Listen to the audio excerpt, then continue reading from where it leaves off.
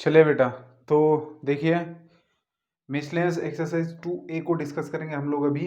और इसके अंदर के ऐसे क्वेश्चंस को डिस्कस करेंगे जिसके अंदर मुझे लगता है कि आप लोगों को प्रॉब्लम का सॉल्यूशन निकालने के लिए हिंट की ज़रूरत है। ठीक है, तो अब तक हम लोगों ने देखा था कि inverse of the given matrix कैसे फाइंड आउट किया जाता है by elementary transformation and by adjoint method. तो उसी के ऊपर डिपेंडेंट आपका पहला मिसलेनियस एक्सरसाइज है। इस टॉपिक के अंदर दो मिसलेनियस एक्सरसाइज है, एक है 2A, दूसरा है 2B। तो 2A के अंदर के कुछ एग्जांपल्स ऐसे हैं जिसकी मैं आपको हिंट देने वाला हूँ इस वीडियो के जरिए। ठीक है, तो जहाँ जहाँ ज़रूरत लगी वहाँ वहाँ सॉल्व करवा के दूंगा, जहाँ पर हिंट की ज़रूरत है बस वहाँ पर हिंट ही दे दूंगा। ठीक है, तो अभी ये क्वेश्चन नंबर 5, 6 और 8 है आपके सामने। तो फिफ्थ के अंदर आपको क्या पूछा है बेटा, इस क्वेश्चन का फॉर्मेट देखिए। बहुत से बच्चे इस बात को समझ नहीं पाते कि क्वेश्चन का फॉर्मेट क्या है। तो यहाँ पर एक मैट्रिक्स दिया है ए, जो कि डायगोनल मैट्रिक्स है, मतलब नॉन डायगोनल एलिमेंट जीरो है। ठीक है, तो ए मैट्रिक्स दिया है और ये नॉन सिंगुलर है, मतलब इसका डिटरमिनेंट जीरो नहीं आता, जीरो के अलावा कुछ और आता है। Then find A inverse. तो अभी यहाँ पर आपको ये खुद सामने से दे रखा है कि गिवन मैट्रिक्स नॉन सिंगुलर है और आपको ए इनवर्स निकालना है by using elementary row transformation. आपको रो ट्रांसफॉर्मेशन का यूज करके इस मैट्रिक्स का इनवर्स निकालना है। और फिर पूछा है हेंस, पूछा है। ये हेंस का मतलब बहुत गंभीर होता है, इसको समझना। Hence find the inverse of. अब बहुत से बच्चे क्या करते हैं कि इसका इनवर्स निकालते हैं और फिर इसका भी इनवर्स सेपरेट निकालते हैं। हेंस का मतलब है कि ऊपर जो मैट्रिक्स दिया है उसके टाइप के जितने भी मैट्रिक्स रहेंगे उनका इनवर्स, एक बार आप इसका इनवर्स निकाल लीजिए तो इसका इनवर्स जिस प्रकार से आएगा वो एक रूल बन जाएगा फिर, कि जब भी आप डायगोनल मैट्रिक्स का इनवर्स निकालते हो तो वो कैसा निकालना चाहिए, वो रूल यहां पर आपको मिल रहा है। और हेंस का मतलब होता है कि उस रूल का यूज करके सीधा सीधा आप इसका इनवर्स क्या आता है बता दीजिए। कुछ करने की जरूरत नहीं इस मैट्रिक्स का इनवर्स निकालने के लिए। बस ऊपर भी डायगोनल मैट्रिक्स है एक्स वाई जेड बाकी एलिमेंट जीरो, यहां पर भी डायगोनल है बाकी एलिमेंट जीरो है। तो जो भी इसका नतीजा आएगा, इसका इनवर्स जो भी निकलेगा, बस उसको कॉपी करके यहां पर रिजल्ट बताना है। तो जब आप इसका रो ट्रांसफॉर्मेशन से मैट्रिक्स का इनवर्स निकालेंगे तो वो जो इनवर्स आने वाला है, ठीक है ना, वो रहेगा रूल कि डायगोनल मैट्रिक्स जब भी दिखेगा उसका इनवर्स कैसे लिखना है। तो सबसे पहले आपको इसका इनवर्स निकालना है ए का।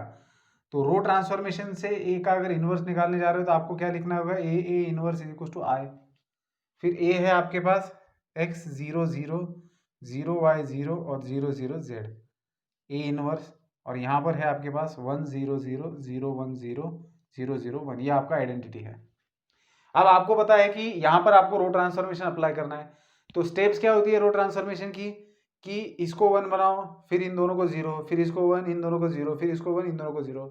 अब ये मैट्रिक्स कुछ खास है, इसके अंदर ऑलरेडी नॉन डायगोनल एलिमेंट 0 रखी है, तो सिर्फ अगर डायगोनल एलिमेंट को 1 बना दिया जाए तो अपना काम हो जाएगा। तो कैसे 1 बनाएंगे, तो बहुत सिंपल है, रो 1 को 1/x से मल्टीप्लाई कर दो, R1 को 1/x से मल्टीप्लाई करेंगे, फिर R2 को 1/y से मल्टीप्लाई करेंगे और फिर R3 को 1/z से मल्टीप्लाई करेंगे, तो बात बन जाएगी। तो जैसे 1/x से R1 को मल्टीप्लाई कर देते हैं तो ये बन जाएगा 1 0 0, फिर इसको 1/y से मल्टीप्लाई करेंगे तो 0 1 0, इसको 1/z से मल्टीप्लाई करें 0 0 1, A inverse as it is which is equal to, यहाँ पर भी वही चीज़ करनी है, पहले रो को 1/x से मल्टीप्लाई करना है, सो 1/x 0 0, दूसरे रो को 1/y से मल्टीप्लाई करना है और तीसरे रो को 1/z से मल्टीप्लाई, तो बन गया, ये तो आइडेंटिटी हो गया। तो इसका मतलब ए इनवर्स क्या मिला आपको, ए इनवर्स मिला 1/x 1/y 1/z। क्या मतलब समझ में आ रहा है, अगर आपको कोई भी डायगोनल मैट्रिक्स दिया हुआ है और उसका इनवर्स निकालना है तो सिंपली डायगोनल एलिमेंट के रेसिप्रोकल लिख दो तो बात खत्म हो जाएगी। ये आपको रिजल्ट मिला है। अब इस रिजल्ट का यूज करके इसका इनवर्स लिखना है, तो इसका इनवर्स क्या आएगा, सिंपली 2 को इनवर्स 2 का रेसिप्रोकल लिखो, फिर 1 का रेसिप्रोकल 1 ही आएगा और -1 का रेसिप्रोकल -1 ही आएगा, तो इसका इनवर्स बन गया ये। तो इसका इनवर्स जो मैंने लिखा है वो इस रूल के हिसाब से लिखा है जो मुझे ऑब्टेन हुआ था ऊपर। तो ये बात यहाँ पर समझनी है, हेंस का मतलब ये होता है ऊपर जो हो रहा है उसका यूज करके आप इसका इनवर्स लिखना है, बाकी कुछ भी नहीं करना है आपको, बाकी कोई मेथड इसका इनवर्स निकालने के लिए अप्लाई नहीं करनी है, सिंपली ऊपर का जो रूल मिला है उसको यूज करके करना है। तो ये बात मुझे यहाँ पर बतानी थी, और ये रूल भी याद रखना कि डायगोनल मैट्रिक्स का इनवर्स कैसे निकाला जाता है। ठीक है, तो चलिए क्वेश्चन नंबर 6 की तरफ जाएंगे। अब ये क्वेश्चन नंबर 6 जो दिख रहा है ना, ये वो टिपिकल टाइप का क्वेश्चन है, ठीक है। क्यों टिपिकल टाइप का बोल रहा हूं मैं, क्योंकि इसके जैसे क्वेश्चंस बहुत ज्यादा पूछे जाते हैं। टाइप देखिए, यहां पर एक मैट्रिक्स दिया है A and X is a 2x2 matrix कहा है such that A X is equal to I. तो आपके पास A X is equal to I. जब हमने 11th का मैट्रिक्स पढ़ा था तब मल्टीप्लीकेशन वाले टाइम में भी ऐसा एग्जाम्पल देखा था, लेकिन वहां पर हम लोगों ने क्या किया था, आपको एक्स मैट्रिक्स निकालना था तो उसकी जगह पर आपने एक्स वाई जेड कुछ ऐसे लिखा था। अब हम लोग क्या करने वाले देखिए सॉरी, अब हम लोग क्या करेंगे, ए मैट्रिक्स क्या दिया हुआ है 1 2 3 एंड 4 दिया है, और x को एज इट इज रखना है, और i क्या लिखेंगे हम लोग 1 0 0 1, ठीक है, सॉरी ठीक है। तो अभी बेटा यहां पर आपको x निकालना है, x का वैल्यू निकालना है, x मैट्रिक्स निकालना है। तो ये जो लिखा गया इक्वेशन है ये आपको किसकी याद दिलाता है? क्या आपको इस इक्वेशन की याद नहीं आती, a times A inverse is equal to I? क्योंकि इस इक्वेशन में और इसमें क्या फर्क है, इस इक्वेशन में आपको ए इनवर्स निकालना होता था, यहां पर आपको x निकालना है। तो x को कांस्टेंट रखिए जैसे यहाँ पर ए इनवर्स को निकालते थे, और इसको आइडेंटिटी में कन्वर्ट कीजिए। तो इसको आइडेंटिटी में कन्वर्ट करते हुए जो जो चेंजेस होंगे वो इसमें भी कीजिए, तो आपको x अपने आप मिल जाएगा। तो मुझे यहाँ पर यही चीज बतानी है कि जब भी आपको इस टाइप का इक्वेशन दिया हुआ रहेगा ए एक्स इज इक्वल टू आई, हो सकता है कि आई की जगह पर कोई और मैट्रिक्स दिया जाए, उससे कोई फर्क नहीं पड़ता। आपको इक्वेशन ऐसा भी मिल सकता है A X is equal to B, और A and B are two different matrices, और ऐसे सिचुएशन में आपको x निकालना है। तो आप क्या कर सकते हो, सिंपली i को कन्वर्ट करिए आइडेंटिटी मैट्रिक्स में, और उसके लिए जो जो रो ट्रांसफॉर्मेशन कर सकते हैं करिए, ठीक है। तो ये डिफरेंस समझिए। कई बार इक्वेशन ऐसे भी दिया जा सकता है X A is equal to I, तो ये किसकी बराबरी कर रहा है, ये A inverse into A is equal to I की बराबरी कर रहा है। जब आपको ऐसा एक ए मैट्रिक्स दिया है कोई भी, और आपको ये वाली चीज दे रखी है, तो इसका मतलब ये होता है कि आपको एक्स का वैल्यू निकालने के लिए इसको आइडेंटिटी बनाना है, लेकिन क्योंकि राइट हैंड साइड में तो आपको कॉलम ट्रांसफॉर्मेशन यूज करना होगा।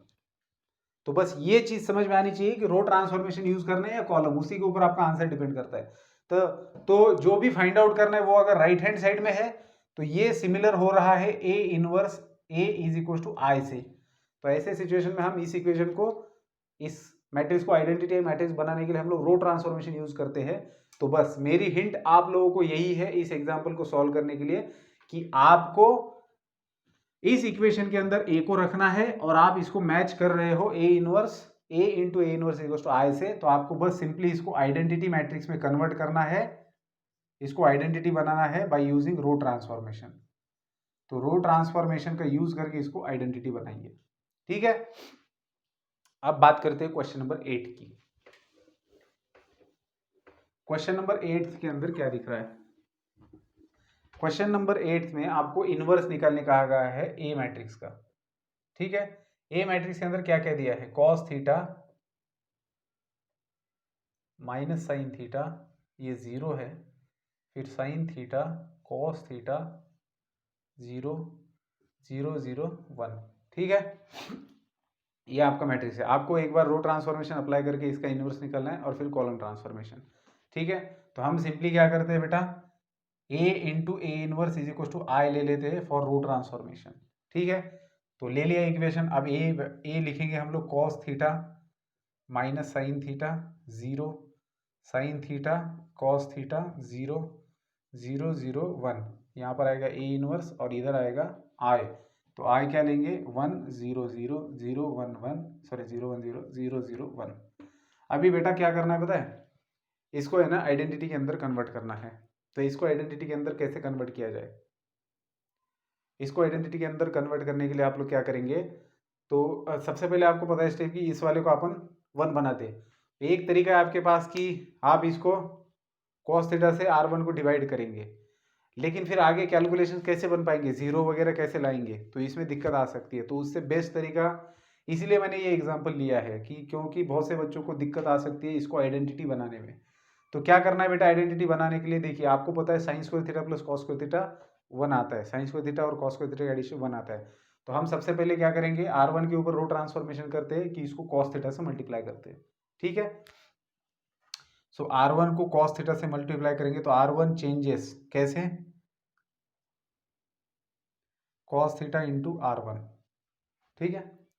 तो इससे हमें क्या मिलेगा, ये बन जाएगा cos square theta minus cos theta into sine theta, और ये जीरो एज इट इज़ आएगा, नीचे एज इट इज़ रहेगा साइन थीटा, ये cos theta as it is, और ये 0 0 0 1, A inverse as it is. अब इधर भी वही करेंगे, पहले रो को कॉस थीटा से मल्टीप्लाई करेंगे, सो कॉस थीटा 0 0 0 1 0 0 0 1। अब क्या करना है बेटा, R1 और R2 का एडिशन करना है, लेकिन उसके पहले R2 को साइन थीटा से मल्टीप्लाई करना है। सो चेंज किसके अंदर लाना है, हमें R1 के अंदर लाना है। सो R1 चेंजेस टू, R1 कैसे चेंज हो रहा है, तो R1 के अंदर साइन थीटा R2 ऐड हो रहा है, R2 को साइन थीटा से मल्टीप्लाई करेंगे और जो मिलेगा उसको R1 में ऐड करेंगे। तो क्या मिलेगा आपको यहाँ पर, देखिए कॉस स्क्वायर थीटा R1 मतलब cos square theta plus sine theta into sine theta sine square theta, तो यहाँ पर आएगा 1। फिर इसको साइन थीटा से मल्टीप्लाई करेंगे तो minus cos theta into sine theta plus sine theta into cos theta, क्या बन जाएगा 0, ठीक है। और यहाँ पर क्या बनेगा, R1 plus R2 that is 0। फिर नेक्स्ट यहाँ पर ये एज इट इज रहेगा sine theta cos theta 0 0 0 1, A inverse is equal to, जो यहाँ पर अप्लाई किया वही यहाँ पर भी होगा, R1 plus sine theta R2, ठीक है, R1 plus sine theta R2। So sine theta से इसको मल्टीप्लाई तो 0 ही रहेगा, तो ये कॉस थीटा ही बना रहेगा। फिर 0 प्लस साइन थीटा से मल्टीप्लाई किया तो यहाँ पर आएगा साइन थीटा, ठीक है, और ये तो बना रहेगा 0। सो 0 1 0 0 0 1, ठीक है। अब बेटा इसको 0 बनाना है, तो कैसे बनाया जा सकता है इसको 0, तो R2 के अंदर चेंजेस लाने हैं, R2 के अंदर चेंजेस लाएंगे। सो R2 चेंजेस टू, किस प्रकार से R2 चेंज करना है, तो यहाँ पर आपको लाना है 0, ठीक है।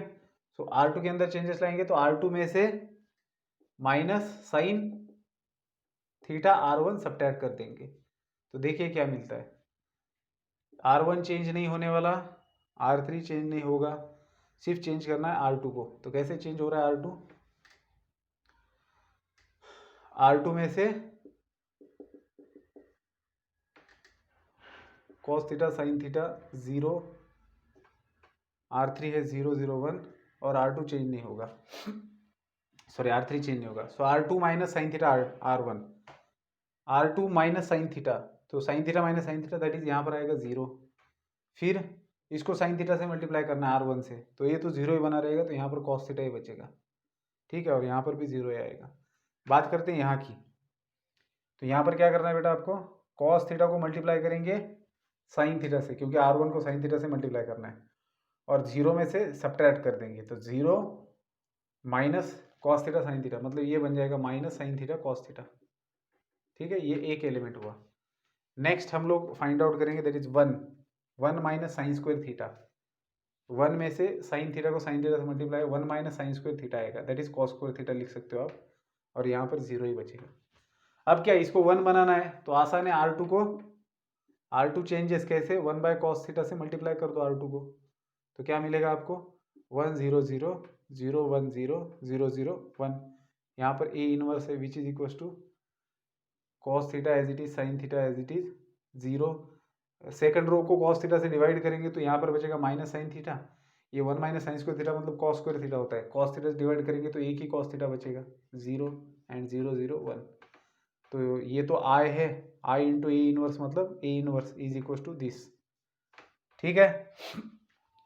तो इस प्रकार से रो ट्रांसफॉर्मेशन का यूज करके हमने दिए गए मैट्रिक्स का इनवर्स निकाला है। अब मैंने आप लोगों को हिंट दे रखी है बाय रो ट्रांसफॉर्मेशन, तो आप लोग अभी कॉलम ट्रांसफॉर्मेशन यूज करके इसको सॉल्व करिए, ये आपके लिए रख रहा हूं मैं, ठीक है। कॉलम ट्रांसफॉर्मेशन में भी आप सेम टेक्निक यूज करेंगे, यहाँ पर 1 लाने के लिए आपको क्या करना होगा, इसको कॉस स्क्वायर, इसको कॉस थीटा से मल्टीप्लाई कीजिए और इसको माइनस साइन थीटा से, और दोनों को ऐड कर दीजिए, ठीक है। तो अब दिमाग लगाइए थोड़ा सा, कॉलम ट्रांसफॉर्मेशन से कैसे किया जाता है, ठीक है। चलिए मैं आगे के क्वेश्चन लिखता हूँ, जो भी होंगे उनको डिस्कस किया जाएगा। अब ये सारे के सारे एक ही टाइप के एग्जाम्पल बेटा, 11 12 13, मुझे बस आपको इसके अंदर क्या बताना है कि किस इक्वेशन में मतलब किस तरीके का इक्वेशन दिया है तब आप रो ट्रांसफॉर्मेशन अप्लाई करेंगे और कब कॉलम, बस यही यहाँ पर समझ में आना चाहिए। अब एक क्वेश्चन नंबर 11 के अंदर देखिए, A X is equal to B दिया है, ए मैट्रिक्स दिया है, बी दिया है। इसके पहले आपने जो देखा था वो ए एक्स इज इक्व टू आई था, तो बस अभी इक्वेशन क्या चेंज हो चुका है, A X is equal to B हुआ है। आई की जगह बस एक दूसरा मैट्रिक्स रहेगा, आइडेंटिटी की जगह दूसरा, तो इससे कोई फर्क नहीं पड़ता। लेकिन फाइंड आउट क्या करना है, यही करना है। तो आपको मैं फिर से बात दोहरा रहा हूं कि आप इसको अच्छे से ऑब्जर्व कीजिए, ये किससे मैच कर रहा है, A into A inverse is equal to I से मैच कर रहा है। मतलब क्या कि यहां पर जिसको फाइंड आउट करना है उसका पोजीशन क्या है, फर्स्ट है या सेकंड है। अगर सेकंड पोजीशन है तो इसका मतलब है कि यहां पर आपको रो ट्रांसफॉर्मेशन अप्लाई करके ए को कन्वर्ट करना है आइडेंटिटी में, और इसको आइडेंटिटी में कन्वर्ट करते समय बी के अंदर जो भी चेंजेस होंगे वो करने हैं। तो जैसे ये आइडेंटिटी बन जाता है तो आपको एक्स का वैल्यू मिल जाता है राइट हैंड साइड में। ठीक है, अब यहां पर देखिए, यहां पर भी सेम टाइप का क्वेश्चन है, एक्स ही निकालना है, ए मैट्रिक्स दिया हुआ है, बी मैट्रिक्स दिया हुआ है, यहां पर भी ए दिया हुआ था, बी दिया हुआ था। तो बस इस इक्वेशन के अंदर आपको ए और बी का वैल्यू रखना है, और इक्वेशन क्या दिया है उसको थोड़ा सा देखना है। जैसे आप यहां पर देखिए कि A X is equal to B, same type है, A X is equal to B दिया है, तो करना क्या है, ए मैट्रिक्स लिखिए, ये वाला यहां पर आएगा, बी वाला मैट्रिक्स यहां पर आएगा, ये कांस्टेंट रहेगा, इसके ऊपर रो ट्रांसफॉर्मेशन अप्लाई कीजिए तब तक जब तक ये आइडेंटिटी नहीं बनता, और जो जो इसके अंदर चेंजेस कर रहे हो सेम चेंजेस इसके अंदर होंगे। तो जैसे ये आइडेंटिटी बन जाएगा, एक्स का वैल्यू आपको यहां पर मिल जाएगा। अब बात करते हैं 13 नंबर में। 13 नंबर में क्या दिया है, देखिए 13 नंबर के अंदर A X B is equal to C दिया है, तो ए बी सी 3 मैट्रिक्स दे रखे हैं और एक्स निकालना है, जो निकालना है वो बीच में है। अब इस वाली सिचुएशन में क्या करना पड़ेगा बेटा, देखिए इस वाली सिचुएशन में आप इन दोनों मैट्रिक्स को कांस्टेंट पकड़ के चलेंगे, ये दो को अलग समझिए मत थोड़ी देर के लिए, इनको बस कांस्टेंट पकड़ के चलना है। तो ऐसी सिचुएशन में ये किससे मैच करेगा, ये मैच करेगा A times A inverse is equal to I से। तो इसको आप कांस्टेंट पकड़ रहे हो तो आपका टारगेट क्या रहेगा, फिर इसका कन्वर्जन करना है आइडेंटिटी में, और उसके लिए जो भी रो ट्रांसफॉर्मेशन करेंगे वो इधर होता जाएगा। तो जैसे ये आइडेंटिटी में कन्वर्ट हो जाता है तो आपके पास मिलता है I into X B is equal to, ये कुछ ना कुछ बन गया होगा सी आर, रो ट्रांसफॉर्मेशन के बाद में नया मैट्रिक्स बन रहा है उसको मैं सी आर बोल रहा हूं। तो अब आपके पास क्या बचा, सिर्फ X B is equal to C R. अब आपको एक्स निकालना है, अब ये बी अड़चन है, इस बी को हटाना है, तो बी तो राइट हैंड साइड में है, अब इसको आइडेंटिटी बनाइए, लेकिन क्योंकि ये राइट हैंड साइड में है तो यहां पर अप्लाई करेंगे आप कॉलम ट्रांसफॉर्मेशन, और फिर इसके अंदर जो भी चेंजेस होंगे उसके अकॉर्डिंग ये जो नया मैट्रिक्स बना था उसके अंदर भी आप चेंजेस करते जाएंगे जो जो इधर करेंगे। तो ऐसे ये भाई साहब भी आई बन जाएंगे, तो ये हट जाएंगे, और फिर इधर नया मैट्रिक्स बनेगा वो एक्स का वैल्यू देगा। तो आप यहाँ पर एक बात समझिए कि A X is equal to B is equal to C, इसके अंदर पहले आपको रो ट्रांसफॉर्मेशन अप्लाई करना है, इसको कांस्टेंट मानकर, उससे ए आपका हट जाएगा, आई बन जाएगा, और फिर ये आई बनने के चक्कर में इसके अंदर जो जो चेंज हुए हैं ये बदल गया ना, इसको डी बोलता हूं मैं, तो फिर आपके सामने इक्वेशन रहेगा X B is equal to D वाला। तो अब आपको बी को हटाना है, तो इसको हटाने के लिए, इसको आई बनाने के लिए आप कर रहे हो कॉलम ट्रांसफॉर्मेशन, ठीक है, और इसके कॉलम, इसको आइडेंटिटी बनाने के लिए बाय कॉलम ट्रांसफॉर्मेशन जो भी चेंजेस करो वो इसके अंदर करने पड़ेंगे, तो उससे आपको एक्स मिल जाएगा। ठीक है, तो इसको अच्छे से ध्यान में रखना, बहुत सिंपल बात है बेटा। देखो या तो equation A X is equal to B रहेगा, एक्स निकालना है तो यहाँ पर अप्लाई करो रो ट्रांसफॉर्मेशन क्योंकि एक्स राइट में है। अगर X A is equal to B दिया है और एक्स निकालना है तो ए को आई में कन्वर्ट करना है, तो अप्लाई करो कॉलम ट्रांसफॉर्मेशन क्योंकि एक्स राइट में है। सिंपल है, ये किसको मैच कर रहा है, A into A inverse is equal to I match कर रहा है, और इसके लिए आप क्या करते हो, रो ट्रांसफॉर्मेशन अप्लाई करते हो। ये किसको मैच कर रहा है, A inverse A is equal to I को, इसके लिए हम लोग कॉलम ट्रांसफॉर्मेशन अप्लाई करते हैं। तो बस इसके अंदर और भी कोई दिक्कत वाली बात है नहीं। ठीक है, तो हाँ चलिए मैं अब आगे के एग्जाम्पल लिखता हूँ फिर उनको डिस्कस करते हैं। चलिए बेटा, क्वेश्चन नंबर 19 में एक बहुत अहम प्रॉपर्टी बताई जा रही है जिसका जो पूछी भी जा सकती है बोर्ड में भी और सीटी में भी, तो इसको याद रखेंगे तो बेहतर रहेगा। देखिए क्यों याद रखना है,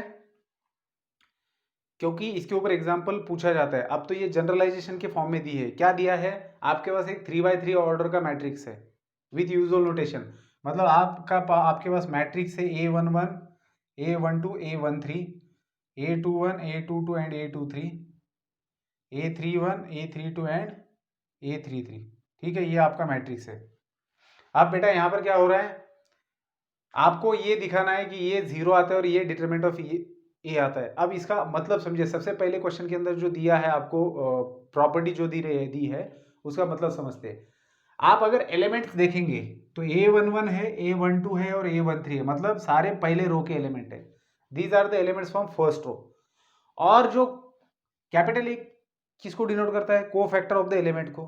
तो A21 किसको डिनोट कर रहा है, सेकंड रो के का जो ये एलिमेंट है इसका को फैक्टर है A21, फिर इसका को फैक्टर है ये वाला और इसका को फैक्टर है ये वाला।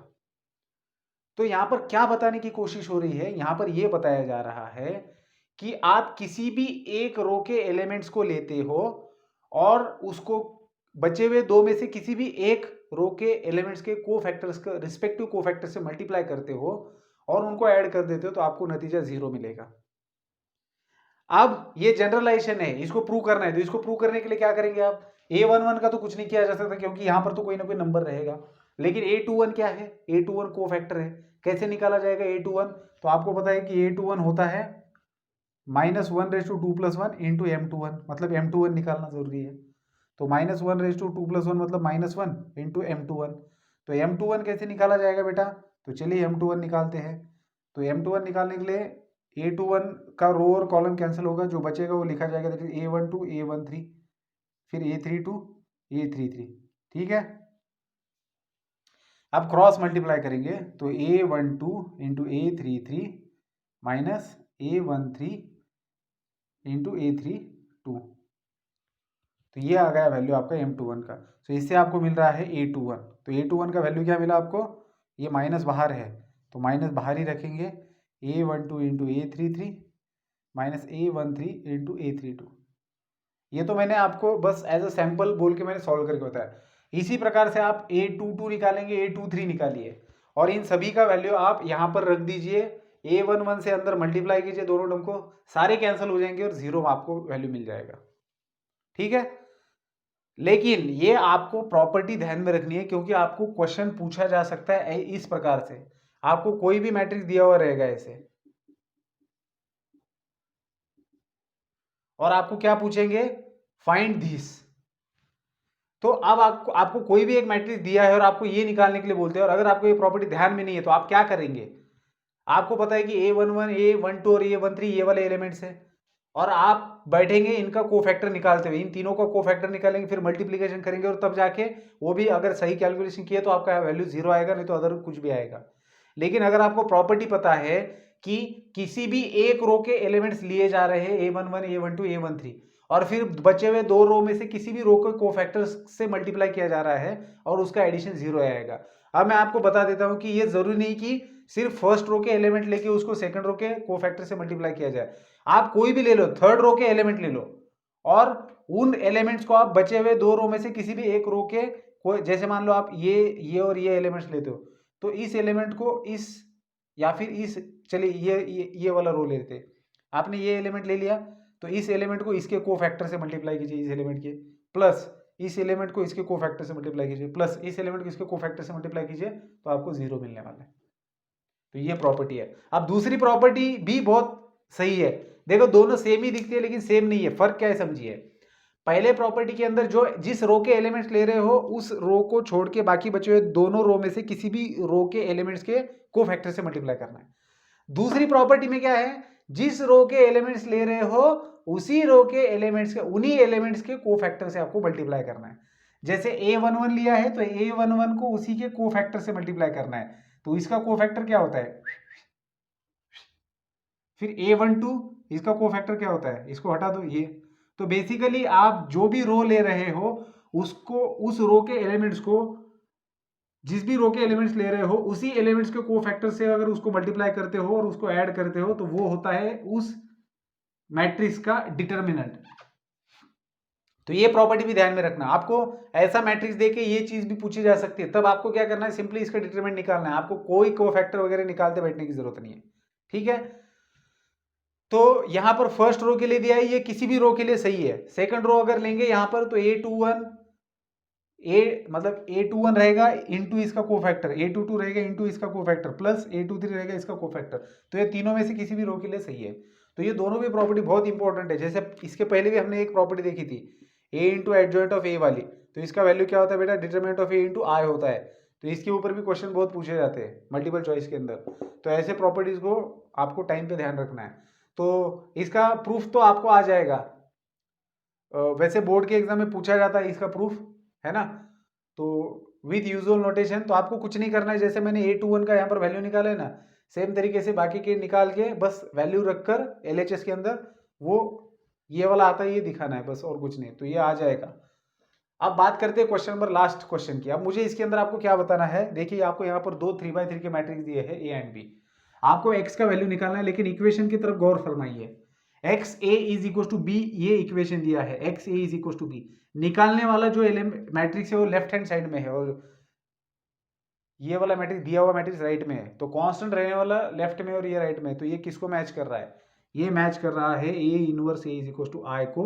इसका मतलब आपको एक्स निकालने के लिए इसको जो आइडेंटिटी बनाना है वो कॉलम ट्रांसफॉर्मेशन का यूज करके बनाना पड़ेगा। बस यही बात समझ में आनी चाहिए यहाँ पर कि X A is equal to B दिया है या फिर A X is equal to B दिया है। जो भी मैट्रिक्स फाइंड आउट करना है वो राइट में है या लेफ्ट में है ये देखिए। अगर इस पोजीशन में होता है तो कॉलम ट्रांसफॉर्मेशन अप्लाई करना है। ये जिसको समझ में आ गया उसका ये एग्जांपल सही आ गया, ठीक है। तो ओके बेटा, यहां पर मिसलेनियस एक्सरसाइज खत्म होता है, आप लोगों को सॉल्व करना है। तो हम लोग नेक्स्ट वीडियो में देखेंगे साइमल्टेनियस इक्वेशन का सॉल्यूशन कैसे निकाला जाता है बाय यूजिंग मैट्रिक्स, ठीक है। Okay, good bye.